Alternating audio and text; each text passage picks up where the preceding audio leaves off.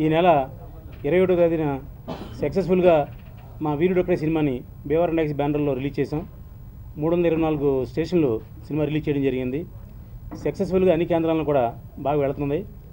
యాక్చువల్గా ఎలక్షన్స్ ఓ పక్కన ఎగ్జామ్స్ ఉన్నప్పటికీ కూడా 70% 80% కలెక్షన్తో సినిమా సక్సెస్ఫుల్ రన్ అవుతుంది.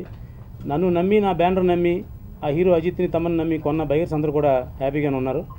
ఇకపోతే ఇది 4 వారాలు 5 వారాలు ఆడుదాం అనుకున్న సినిమాని పెద్ద సినిమా వస్తున్నాయి కాబట్టి సినిమాని హైయెస్ట్ ప్రింట్లతో 304 ప్రింట్లతో రిలీజ్ చేసాం. అతని యొక్క ఊపిని మొదలుపెట్టి ఆ తర్వాత వీరుడొక్కడే ఈ సినిమాని బ్రహ్మాండమైన పబ్లిసిటీతో సహా చాలా థియేటర్లో రిలీజ్ చేశాడు. ఈ సినిమా రిలీజ్ అయిన రోజు నేను విజయవాడలో ఉన్నాను. సినిమా చూశాను first show. So cinema house full అయింది, చాలా బ్రహ్మాండంగా రెస్పాన్స్ వచ్చింది.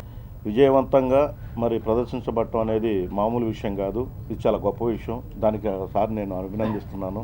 అదేవిధంగా మరి ఈ సినిమా అజిత్, తమన్నా, దేవిశ్రీ ప్రసాద్ మరి ఆయన చెప్పారు 150 కోట్ల రూపాయలు తమిళనాడులో దాన్ని పెట్టుకు చేసిన సినిమాని తెలుగులో ఆయన రిలీజ్ చేయడం చాలా గొప్ప విషయం. చిన్న సినిమాలు చేశాడు, అవి ఎక్కువ థియేటర్లో రిలీజ్ చేయలేదు అనే ఒక బ్యాడ్ థాట్ అందరిలో ఉండేది.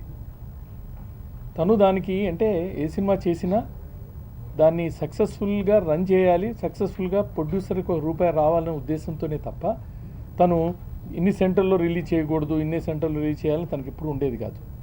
ఆ సినిమా ప్రభావం ప్రకారం, అప్పుడున్న పరిస్థితుల ప్రకారం తను అలా చేసుకుంటూ వచ్చాడు. అటువంటి రామ్ సత్యనారాయణకి ఒక ట్రాఫిక్లో ఇరుక్కుపోయినటువంటి పరిస్థితుల్లో ఆ మంచి సినిమా ఇది డెఫినెట్గా సక్సెస్ఫుల్ అవుతుంది అని ఒక ఇమాజినేషన్ ప్లస్ ఒక దృఢ నిశ్చయంతో దాన్ని ఒక మంచి పబ్లిసిటీ, అసలు తను స్టార్ట్ చేసిన పబ్లిసిటీయే ఆ ట్రాఫిక్ తోటి అందరికి తెలిసింది.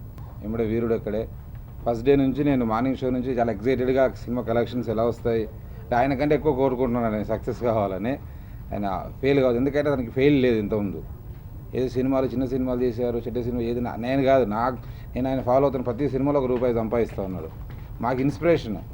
అంగులు ఆర్బాటర్లకు వెళ్ళొద్దు, చేసామంటే సినిమా డబ్బులు సంపాదించుకోవాలి, సొంత డబ్బులతోటి సినిమా చేయాలి, వడ్డీలు అవన్నీ లేకుండా ఒక ప్లానింగ్ ప్రకారం ఇన్ని సంవత్సరాలు కూడా సినిమా ఇండస్ట్రీలో కొనసాగడం అంటే అంత ఈజీ కాదు.